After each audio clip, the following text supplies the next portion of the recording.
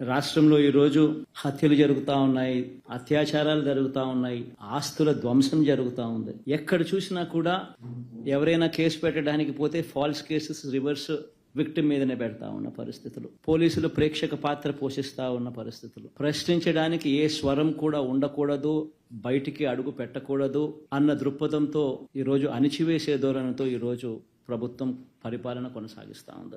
ఏ మాత్రం విశ్వసనీయత ఈ వైఎస్ఆర్ కాంగ్రెస్ పార్టీకి ఉంటే అది ఒక రాజకీయ పార్టీగా ఉండాలనుకుంటే 36 పేర్లు పంపించండి. 36 రాజకీయ హత్యలు ఎఫ్ఐఆర్లు కూడా ఇమ్మని డిమాండ్ చేస్తున్నా.